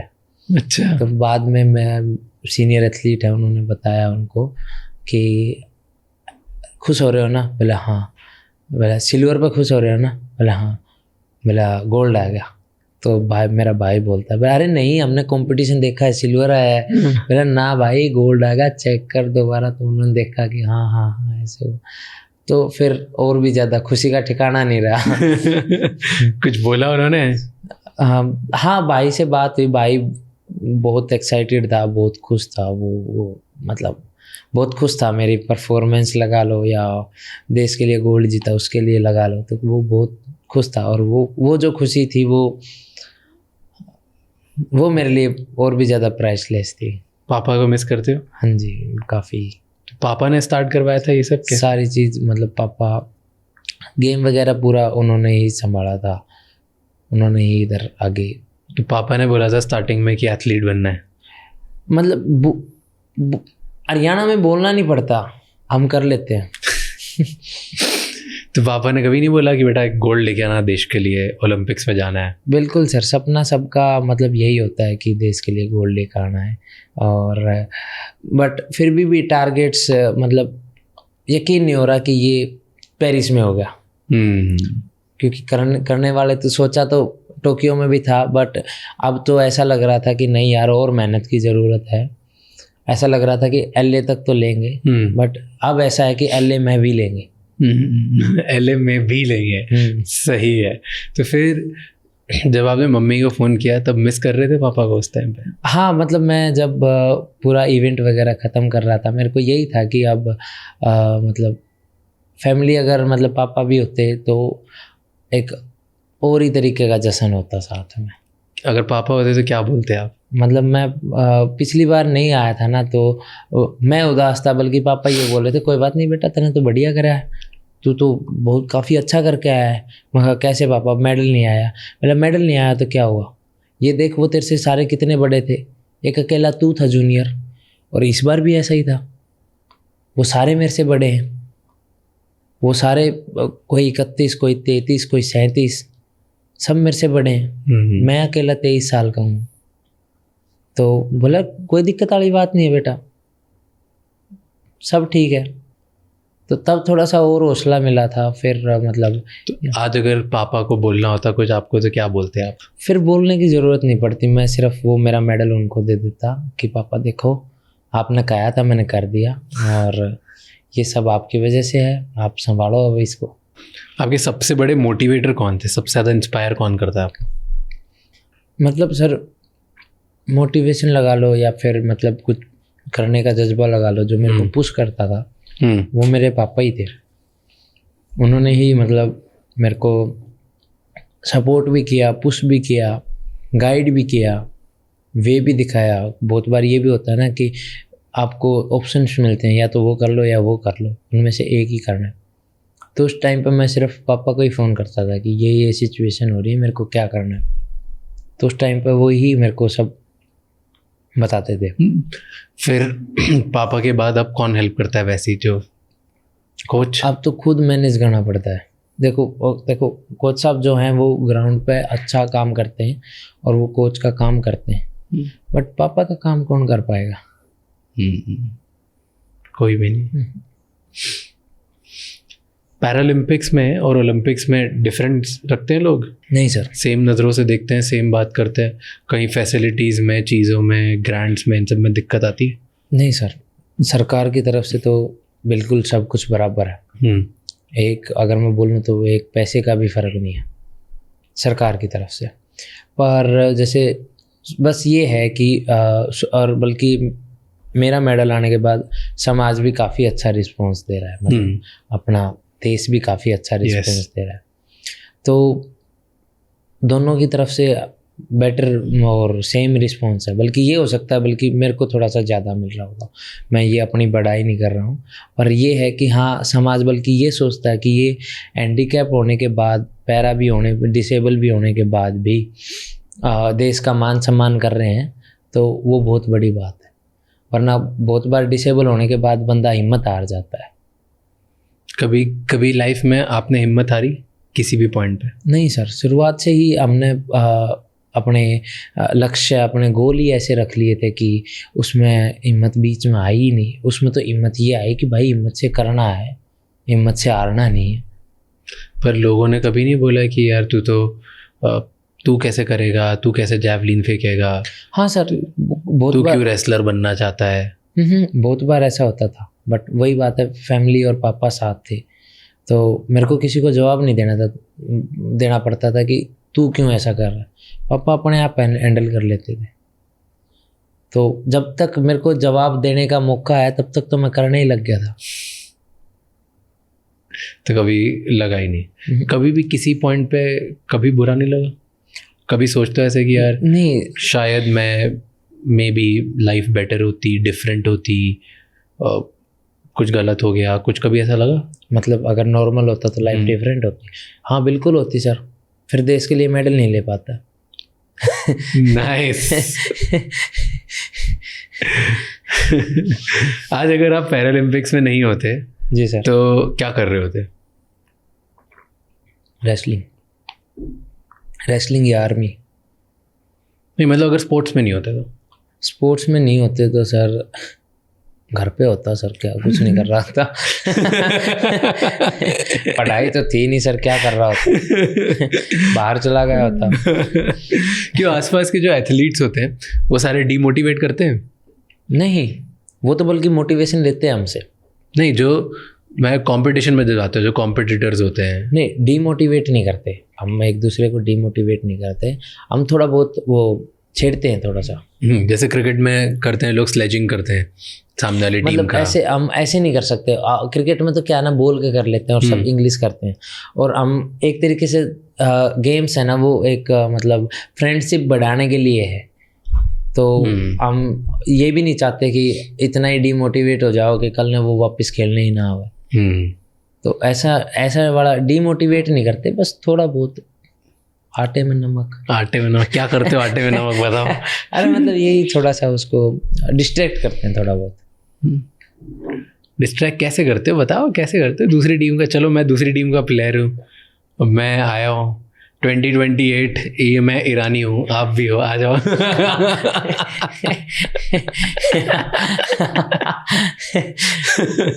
पहले तो मैं आपसे गले लगूंगा, हाँ है ना। मैं मतलब अगर आप ईरानी हो और 2028 में हम मिल रहे हैं, आपको पता नहीं है, ईरानी जब मेरे से मिला एक बार बीच में ना मैस में मेरे को मिला, उसने मेरे को माथे से चूमा और ईरानियन में बोला कि मतलब उसके दोस्त ने ट्रांसलेट किया, बोला यू आर गुड।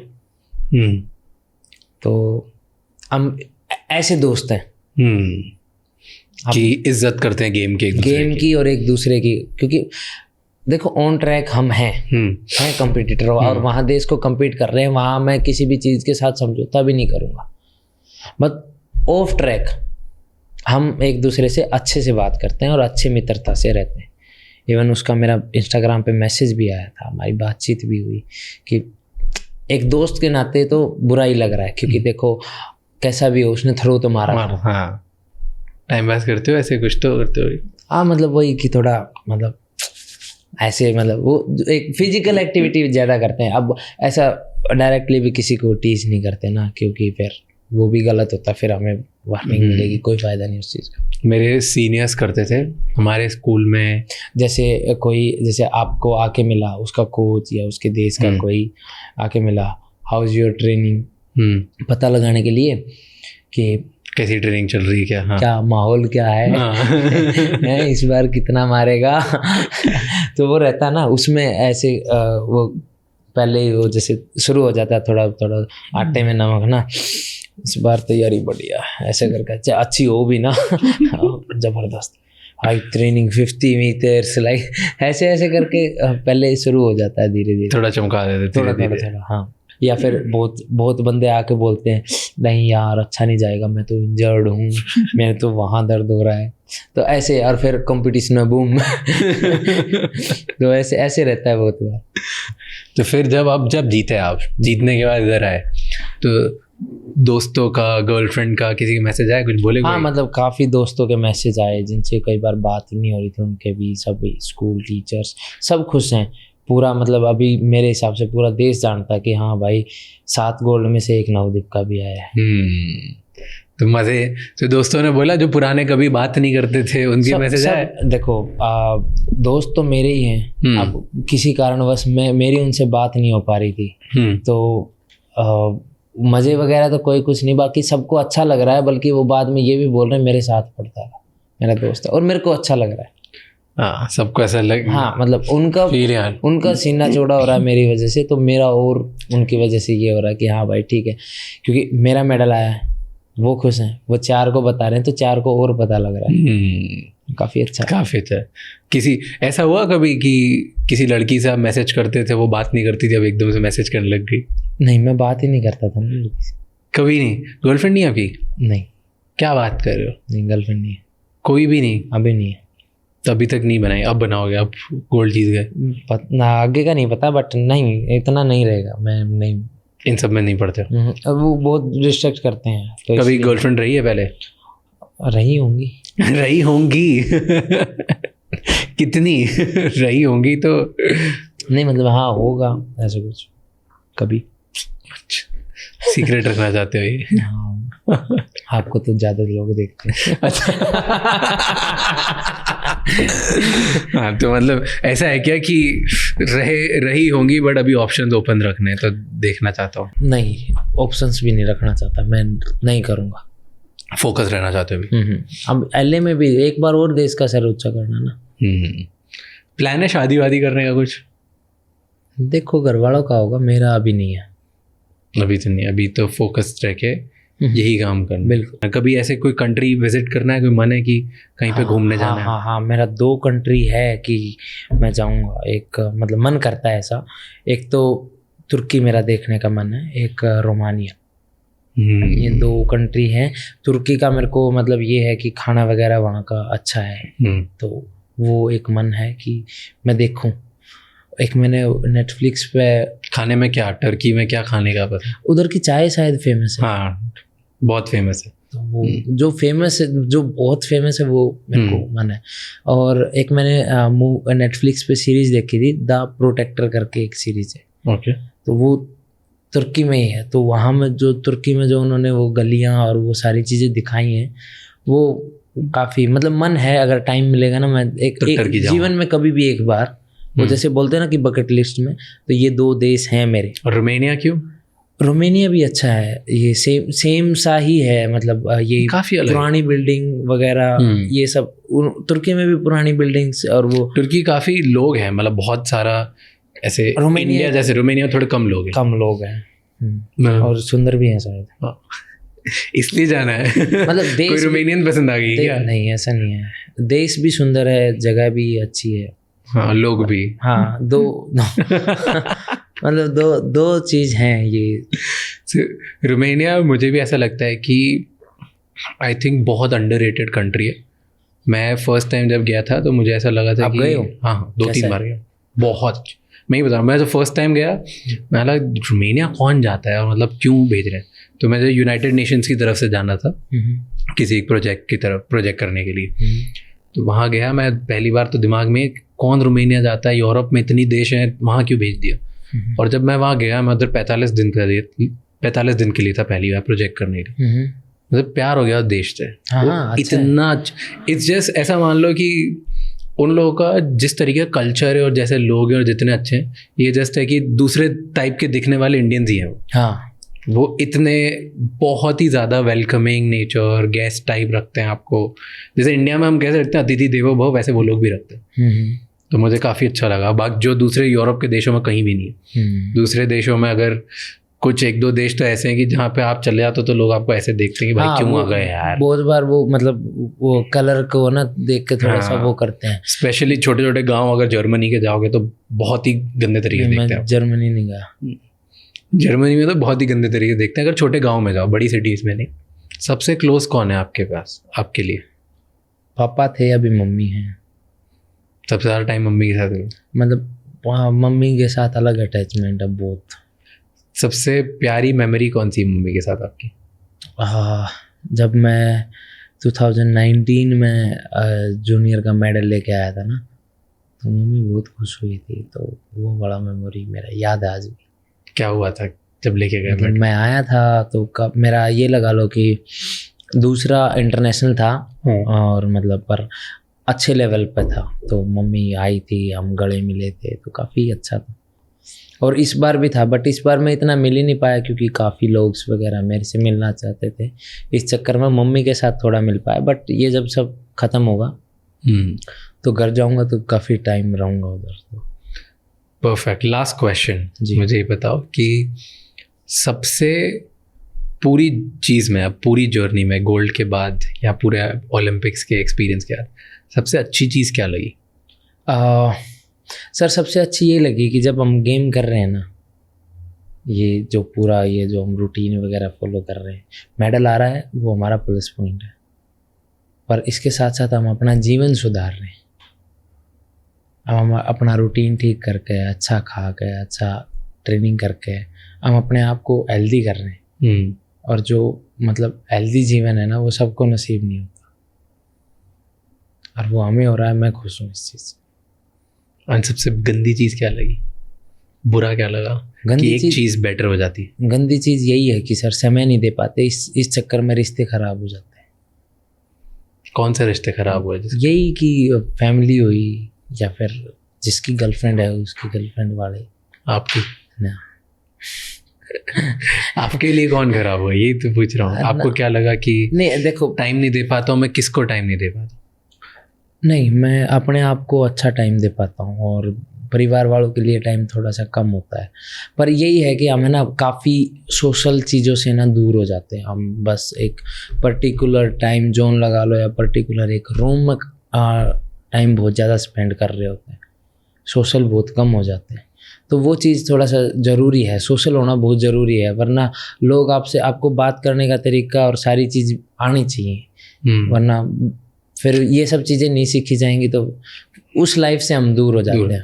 हम पर्टिकुलर आदमियों से मिल रहे होते हैं, गिने चुने 3 से 4 से 5 से 6। कभी वर्क लाइफ बैलेंस के बारे में सोचते हो? ये क्या होता है कि काम भी, मेरे काम के साथ साथ मेरी ज़िंदगी में जो सोशल चीज़ें हैं, मेरी रिस्पॉन्सिबिलिटी है, मेरी मेंटल हेल्थ है, मेरा परिवार है, मेरे रिश्ते हैं, मेरे को खुश रहने के लिए थोड़ा आराम करना है, ये सारी चीज़ें कभी सोचते हो? मतलब ये सारी चीज़ें एक साथ कि सब डेली सब बैलेंस में चलना चाहिए, ऐसा कभी सोचते हो कि नहीं यार ये सब अलग ही, मैं सिर्फ? होता ही नहीं है ऐसा। देखो, मन तो है ऐसा करने का, पर उतना नहीं है। फिर ना तो वो अच्छा होता, ना वो अच्छा होता। तो मेरा मानना ये है कि एक कर लो, पर इतना अच्छा कर लो कि फिर दूसरे को बुरा बनना ही ना पड़े। तो इसलिए मैं एक करता हूँ, वही अच्छा करता हूँ। तो जीतता हूँ मैं। हाँ बस। और जीतते जाऊँगा तो बाकी सब अच्छा हो जाएगा। बाकी तो फिर नाराज़गी नहीं रहेगी ना सर। लगता है लोगों को नाराज़गी नहीं रहेगी? हाँ, मतलब अपने होंगे तो नहीं रहेंगे, क्योंकि समझेंगे हमें कि हमारा मकसद कुछ और है। अगर अपने नहीं है तो नाराज रहो। ये भी सही है। Perfect. Thank you so much. Thank you sir. Thank you इतना टाइम देने के लिए, काफ़ी मज़ा आया, और आप बहुत इंस्पायरिंग हो, एंड बहुत सारी चीज़ें आप हंस हंस के बता देते हो, पर बहुत सैक्रिफाइसेस लगे होंगे आपको यहाँ पहुँचने में। बिल्कुल सर। और बचपन से आपने जिस एटीट्यूड के साथ लाइफ को जिया है ना, सुन के मज़ा आ गया। Thank you sir. Thank you. और ऐसे ही और आप मेडल्स लाते रहो, नहीं भी लाओ तो हम ऑलरेडी बहुत ज़्यादा प्राउड हो चुके हैं। थैंक यू पूरी कंट्री को प्राउड फील कराने के लिए। Thank you sir. Thank you so much ये एपिसोड एंड तक देखने के लिए। प्लीज़ हमें कमेंट्स में बताइए कि और कौन से गेस्ट हैं जो आप देखना चाहते हैं इस पॉडकास्ट पर, ताकि हम उन्हें लाएं और आप ही के सवाल उनसे पूछें, ताकि आपको और भी ज़्यादा वैल्यू मिले। जाने से पहले ये एपिसोड किसी एक इंसान के साथ ज़रूर शेयर करना जिसकी लाइफ में इससे एक पॉजिटिव चेंज आएगा, उन्हें कुछ लाइफ में सीखने को मिलेगा और आगे बढ़ने का रास्ता दिखेगा। क्योंकि एक कॉन्वर्जेशन किसी की पूरी लाइफ चेंज कर सकता है, उन्हें आगे बढ़ने का रास्ता दिखा सकता है, एंड उन्हें बहुत सारे आइडियाज़ दे सकता है।